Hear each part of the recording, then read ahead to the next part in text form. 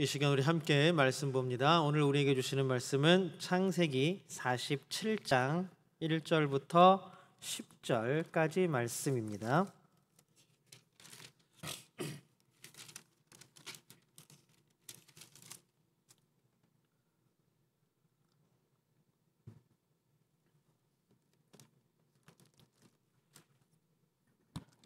창세기 47장 1절부터 10절까지 말씀입니다. 저와 여러분이 한 절씩 번갈아 가며 읽도록 합니다. 제가 먼저 1절 읽겠습니다. 요셉이 바로에게 가서 고하여 이르되 내 아버지와 내 형들과 그들의 양과 소와 모든 소유가 가나안 땅에서 와서 고센 땅에 있나이다 하고,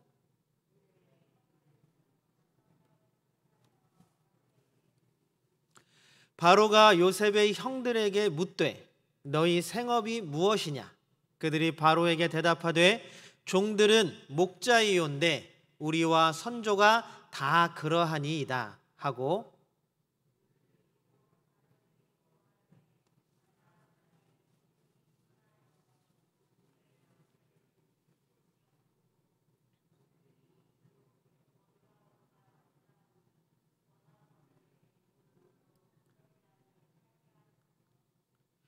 바로가 요셉에게 말하여 이르되 내 아버지와 형들이 내게 왔은즉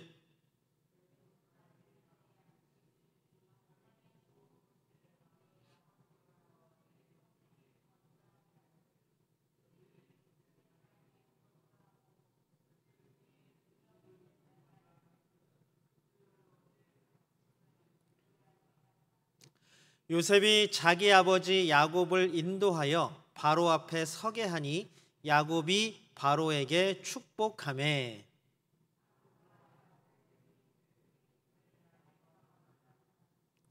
야곱이 바로에게 아뢰되 내 나그네 길의 세월이 130년이니이다. 내 나이가 얼마 못 되니 우리 조상의 나그네 길의 연조에 미치지 못하나 험악한 세월을 보내었나이다 하고,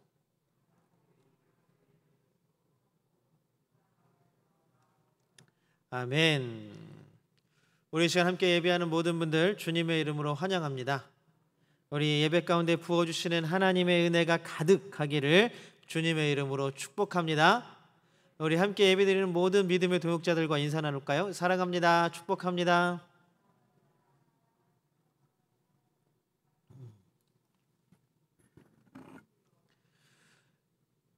여러분 이런 노래 들어보셨나요? 인생은 나그네 길, 어디서 왔다가 어디로 가는가, 구름이 흘러가듯. 네? 누구 노래죠? 최희준이라는 굉장히 유명한 가수의 하숙생이라는 노래입니다. 결국 우리는 그냥 어디서 왔는지도 모르고 어디로 가는지도 모르는 그런 떠돌이 인생이다라고 말하는 게 이 노래의 주제입니다. 그럼 정말 과연 그럴까요? 정말로 우리는 이 세상에 그냥 아무런 이유 없이 어떻게 왔는지 또 어떻게 살아가야 하는지 모르고 살아가는 삶을 사는 사람들일까요? 저는 잘 모르겠습니다.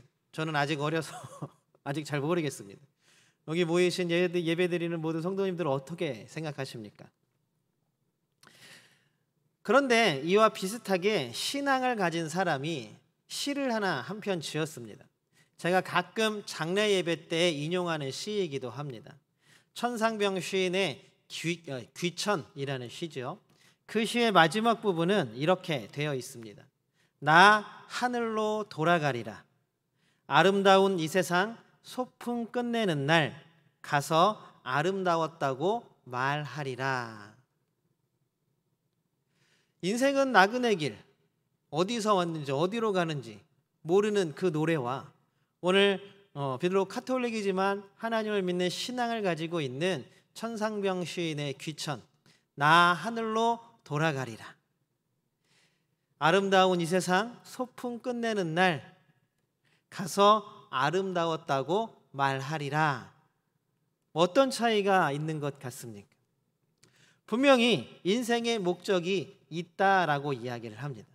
그리고 지금 이 땅 가운데에서는 하나님이 보내셔서 이 세상에서 아름다운 소풍처럼 아름답게 살다가 어디로 돌아갑니까? 하나님께로 우리는 돌아간다라고 고백하고 있습니다.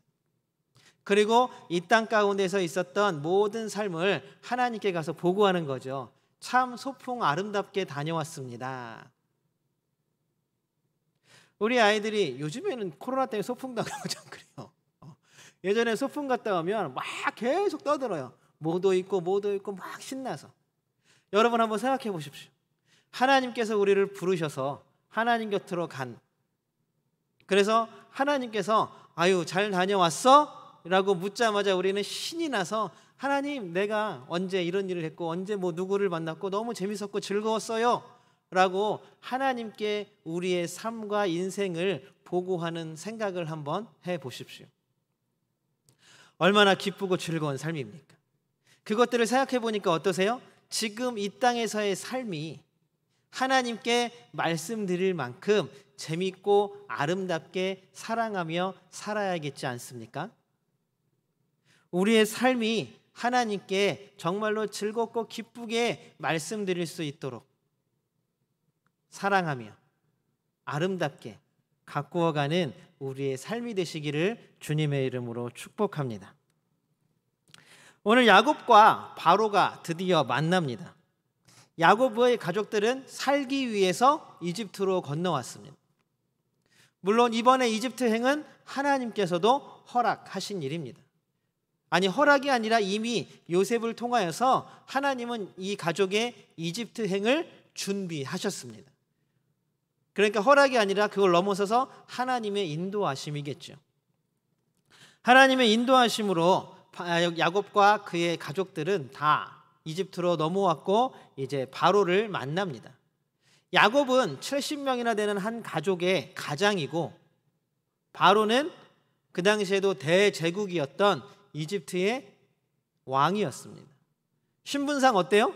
감히 평상시 같았으면 야곱이 바로의 얼굴을 쳐다볼 수나 있었겠어요? 우리 사극 같은 거 보면 뭐 사또나 누가 지나갈 때마다 누가 맨 앞에 서가지고 뭐라 그래요? 허이 물러거라, 그죠? 그러면 양옆에 백성들은 어떻게 합니까? 엎드려 갖고 고개를 숙이고 있잖아요. 고개를 들면 혼나요. 얼굴을 바라보면 혼나요. 그러니 아마 야곱도 평상시 서로 요셉의 그런 것이 없었다면 야곱도 바로의 얼굴 쳐다보는 것도 꿈도 못 꿀 것이었습니다. 그렇게 벌써 신분 차이가 확 드러납니다. 더군다나 야곱은 바로가 은혜를 베푸는 것으로 살아갈 수밖에 없는 존재입니다. 우리가 요셉이 모든 것들을 다 다스리면서 할 때 그 행했던 일들 가운데 했던 일들이 뭐냐면 모든 것들을 다 사들여서 누구에게 돌렸어요? 바로에게 돌렸더라라고 합니다. 성경에는 그렇게 기록하고 있습니다. 그러니 애굽에 있는 모든 것들은 다 누구의 것이에요? 바로의 것입니다. 그러니 야곱과 그 가족들은 바로의 은혜로 살아가는 사람들인 것입니다.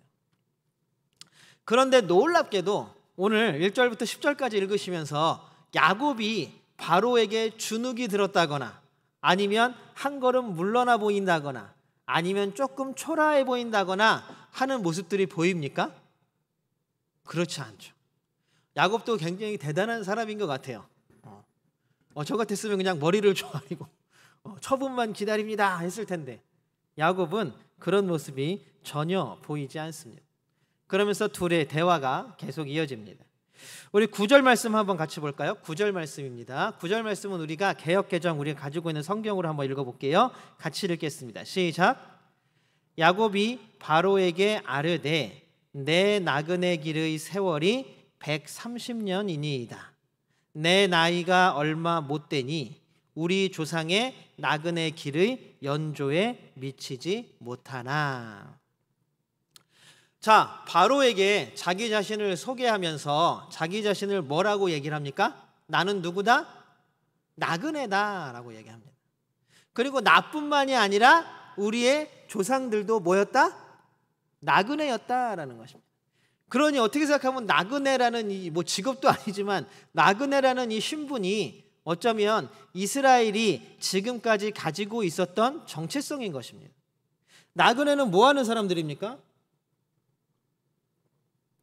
떠도는 사람들이죠. 유목하는 사람들이라고 우리가 지난 시간에 배웠잖아요. 같이 나눴잖아요. 유목은 뭐냐면 짐승들이 뜯을 풀, 그것이 있는 곳으로 계속 옮겨 다니면서 목축을 하는 거예요. 풀을 여기서 이제 어느 정도 뜯어 먹으면 어디로 가요? 또 다른 곳으로 옮겨야 되고, 또 거기도 풀이 다 없어지고 겨울이 오면 또 다른 곳으로 옮겨서 가축들을 길러야 합니다. 이게 바로 목자들의 삶입니다. 그러면서 자신도 나그네였고 우리의 조상들도 나그네였습니다 라고 이야기하고 있습니다. 그러니 우리는 아예 처음부터 지금도 나그네가 우리의 정체성이고 우리의 신분이라고 이야기하는 것입니다.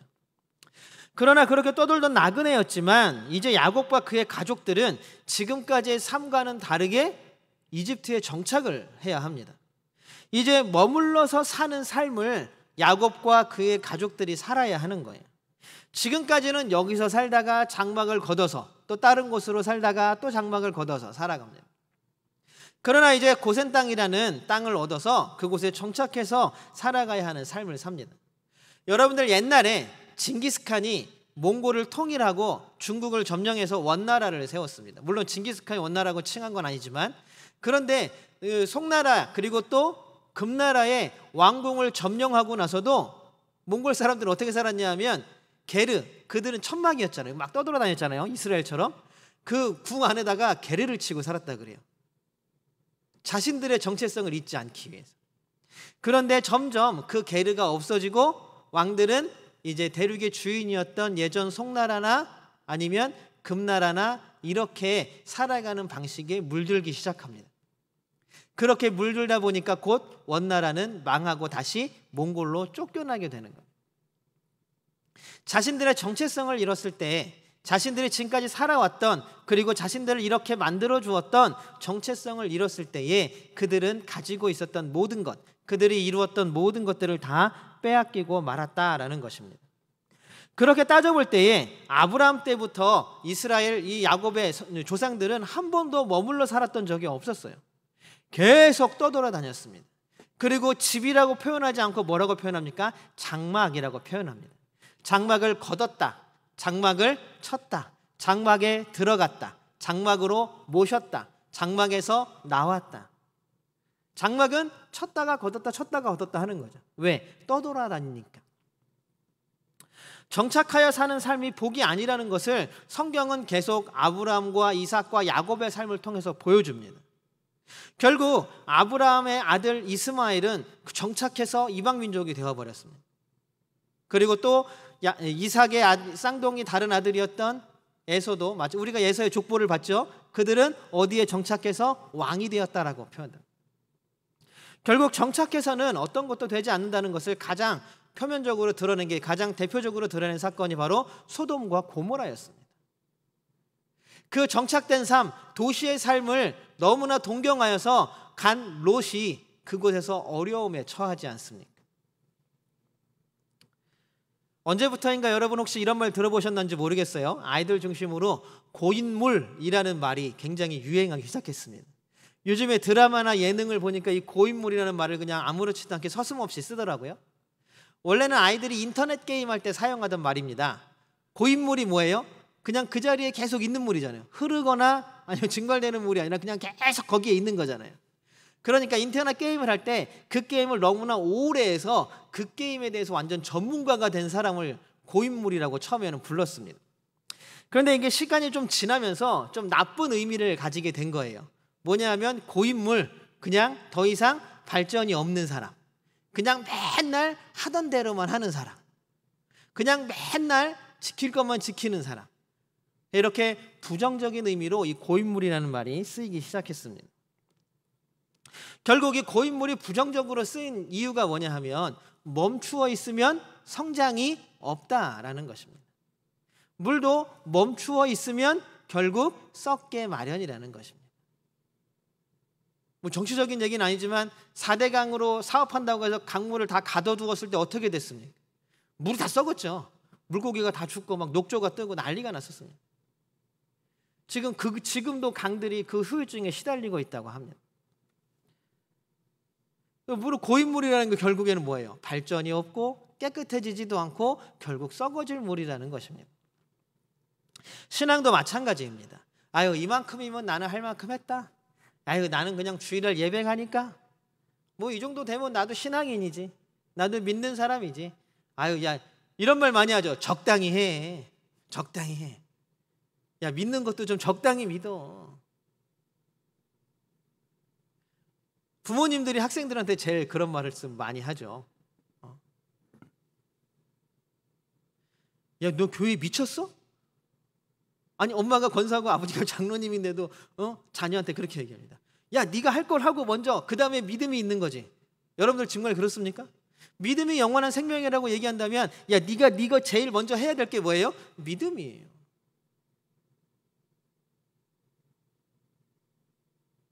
저희 집에는 아이들한테 그 성경 읽기 그날 안 읽으면 안 재웁니다. 공부는 안 해도 돼요. 우리 집 문제집도 없어요. 공부 안 한다고 뭘 한 적은 없어요. 성경책을 그날 읽을 거 안 읽으면 잠을 안 재워요. 다 읽자. 왜냐하면 저는 그게 생명이라고 생각하기 때문에 그렇습니다. 여러분, 믿음과 신앙에는 적당이라는 말이 없습니다. 우리는 끊임없이 말씀을 들어야 하고 말씀을 배워야 하고 깨달아야 합니다. 그리고 그 말씀을 계속해서 사람들에게 실천하고 나누고 행동해야 합니다. 그것이 우리의 신앙입니다. 어느 선에서 멈추는 것, 어느 선에서 정지되는 것, 그런 신앙은 없습니다. 그런 믿음은 없습니다. 여러분, 제자들을 예수님이 부르실 때에 심지어는 아버지까지도 버리고 따랐던 제자들을 한번 생각해 보십시오. 여러분, 예수님께서는 그게 믿음이라고 말씀하셨습니다. 우리에게 이런 믿음이 있게 되기를 주님의 이름으로 소망합니다. 야곱의 인생도 마찬가지입니다. 우리가 아까 읽었던 9절을 다시 한번 읽어보기를 원합니다. 이번에는 끝까지 한번 읽어보겠습니다. 9절입니다. 같이 읽어보겠습니다. 시작. 야곱이 바로에게 아뢰되 내 나그네 길의 세월이 130년이니이다. 내 나이가 얼마 못 되니 우리 조상의 나그네 길의 연조에 미치지 못하나 험악한 세월을 보내었나이다 하고, 자신의 삶이 정말로 험악한 삶을 살아왔다고 이야기합니다. 이건 우리가 창세기를 쭉 나누어 봐서 다 아시죠? 우리 수요예배 오시는 분들은 이미 조금 있으면 창세기에 대한 이제 거의 아까로 말해 고인물이 될 수 있습니다. 우리가 야곱의 인생을 쭉 돌아보았을 때 어땠습니까? 평안하고 복받은 인생이었습니까? 진짜 아버지 이삭이 막 애선 줄 알고 축복해 줬다는 그런 축복들이 야곱에게 막 임했습니까? 아닙니다. 평생을 어떻게 생각하면 그냥 고난과 고통과 사건 속에서 살았던 게 야곱의 인생이었습니다. 험난하고 힘든 인생의 시간들이 바로 야곱의 시간이었습니다. 그런데 더욱 놀라운 것은 그 이면을, 그 사건들 그리고 또 그 삶의 이면들을 하나씩 들추어 보면 뭐가 발견돼요? 함께 하시는 하나님의 은혜가 발견되고 있는 것입니다. 고난과 고통의 순간에 하나님은 야곱을 만나 주셨습니다. 어렵고 힘든 순간마다 하나님은 야곱을 붙잡아 주셨습니다. 그 자신들이 정말로 죽을 만큼 고난 가운데 있고 고통 가운데 있을 때에도 그 이면을 살짝 들춰보면 누가 계셨어요? 하나님이 함께 하셨다는 놀라운 사실을 발견하게 되는 것입니다. 비록 힘들고 험악한 삶을 살아왔지만 위기의 순간마다 하나님이 함께 계셨고 야곱을 지키신 줄로 믿습니다. 이것이 바로 하나님이 야곱에게 베푸신 은혜입니다. 우리의 삶들도 한번 살짝 그 이면을 한번 들춰보세요. 우리가 힘들고 어려웠던 때를 한번 뒤돌아보십시오. 그것들을 면밀히 한번 처음부터 끝까지 한번 되새겨 보십시오. 그럼 분명히 그 안에서도 나와 함께 하시며 내 손을 붙잡아 주시고 나를 위로하시고 나를 인도하시는 하나님의 은혜를 발견하게 될 줄로 믿습니다. 이것이 우리의 신앙을 더욱더 굳건히 뿌리내리게 하는 이유라는 사실입니다. 그리고 또 하나 야곱에게 주신 정말로 큰 은혜가 있습니다. 이것은 야곱에게 뿐만이 아니라 아브라함 때부터 야곱까지, 그리고 지금 하나님을 믿는 믿음의 사람들인 우리에게까지 동일하게 주어지는 은혜와 복입니다. 우리 창세기 12장 3절 말씀 같이 한번 읽어보겠습니다. 함께 읽겠습니다. 시작. 땅에 사는 모든 민족이 너로 말미암아 복을 받을 것이다. 하나님은 아브라함과 이스라엘을 통해서 세상이 복을 얻기를 원하셨어요. 하나님은 아브라함을 통해서 그 복이 세상 가운데로 흘러가는 길을 원하셨어요. 하나님은 이스라엘을 통해서 온 세상의 온 민족에게 하나님의 복이 흘러가기를 원하셨습니다. 하나님은 지금도 우리들을 통하여서 온 세상으로 복이 흘러가기를 원하고 계십니다. 이것이 우리의 사명인 줄로 믿습니다. 이것은 정말로 그리스도인들만이 가질 수 있는 사명입니다. 이것은 하나님께서 택하신 사람들만이 가질 수 있는 사명입니다. 그러니 우리에게는 복이 되는 것입니다. 그런데 하나님께서 아브라함을 택하신 이유, 이스라엘을 택하신 이유, 지금 여기 앉아있는 나를 택하신 이유가 무엇인지 혹시 알고 계십니까?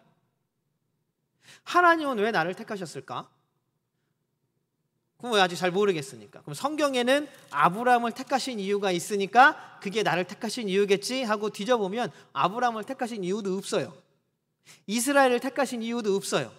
특별히 아브라함이 잘생기고 믿음이 좋고 헌금을 많이 하고 이래서 아브라함을 택하셨을까요? 성경에는 아무렇지도 않아요. 그냥 하나님이 아브라함을 부르셨다라고만 나옵니다. 그것은 그들이 잘나서도 아니고 그들이 똑똑해서도 아니고 그들이 하나님을 누구보다 더 잘 믿어서도 아닙니다. 그냥 하나님이 선택하신 거예요.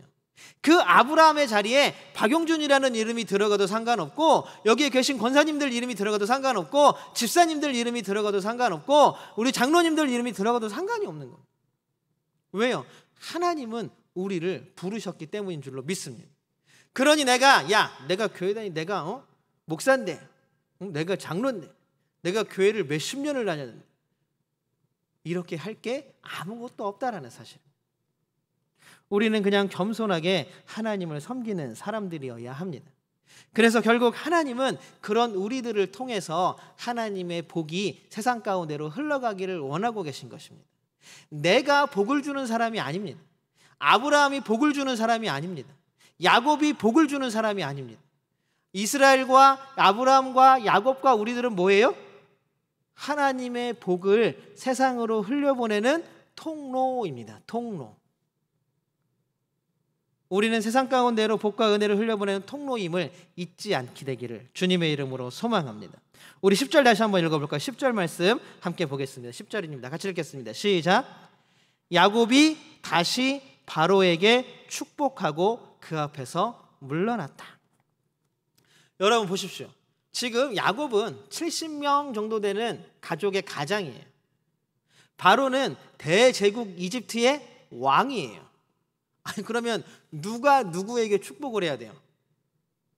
에? 바로가 야곱에게 축복을 해줘야 우리가 생각할 때 맞잖아요. 아니 야곱에게 땅을 주고 야곱에게 먹을 걸 주고 야곱에게 일거리를 주는 게 누구예요? 바로잖아요. 아 근데 축복을 누가 해줘요? 야곱이 바로를 축복해 주는 거예요. 여러분 이게 믿는 사람들의 특권인 줄로 믿습니다. 이것이 바로 하나님이 우리를 복의 통로로 삼아 주셨다라는 증거이며 대표적인 사례라는 것입니다. 이것이 바로 아브라함, 이삭, 야곱, 이스라엘 우리 믿는 모든 사람들, 여기 계신 집사님, 권사님, 저도 그렇고 모든 믿는 사람들이 받은 하나님의 은혜이고 복인 줄로 믿습니다. 이 땅 가운데에서 나그네로 살아간다는 것은 하나님 나라를 기다리는 것입니다. 하나님께서 부르시는 날, 소풍 마치는 날 하나님께로 돌아가서 하나님 정말로 이 소풍이 너무 아름다웠어요 라고 말할 수 있기를 계속 기다리면서 아름답게 살아가는 것입니다. 그것은 또한 우리가 곧 돌아갈 곳이 있다라는 말이기도 합니다. 여러분 돌아갈 곳이 있는 인생은 행복한 인생입니다.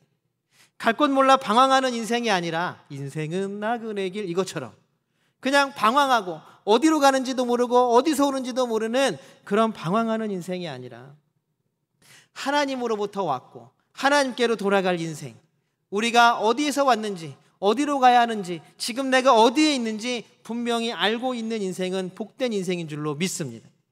이것이 우리가 가져야 할 삶의 모습입니다.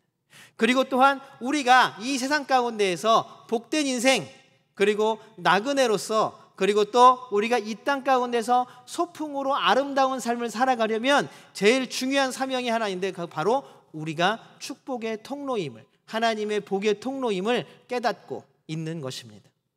사랑하는 성도 여러분, 우리를 통하여 하나님의 복이 이 세상 가운데로 흘러가기를 소망합니다. 우리가 아무리 힘들고 어렵더라도 믿음의 길을 멈추지 않는 복, 세상을 향해 복을 빌어주고 복을 흘려보내는 은혜, 이것이 바로 우리에게 하나님께서 주신 은혜이고 우리에게 가장 크게 누려야 할 복인 줄로 믿습니다. 사랑하는 성도 여러분, 우리 모두가 복의 통로임을 기억하시기 바랍니다. 가족을 향한 복의 통로로서 남편과 아내, 부모와 자녀들을 매일 축복하십시오. 여러분들 매일 축복하고 계시죠? 여러분들을 통하여 하나님의 복이 가정과 우리 자녀들과 우리 손주들에게 한없이 흘러가기를 원합니다. 또한 우리가 우리 성도님들을 만날 때마다 우리 섬기는 교회와 우리 사랑하는 성도들을 축복해 주시기 바랍니다. 우리 예배 때마다 사랑합니다, 축복합니다 하잖아요. 건강하시기를 축복합니다. 하나님 만나시기를 축복합니다. 이런 축복의 놀라운 은혜가 우리 가운데 있게 되기를 소망합니다. 우리들의 이웃들과 직장의 동료들과 함께 살아가는 사람들을 축복해 주십시오. 그리고 이 세상의 모든 생명들을 축복하십시오. 우리를 통해 하나님의 복이 한없이 이 세상을 향해 흘러가기를 주님의 이름으로 축복합니다. 함께 기도하겠습니다.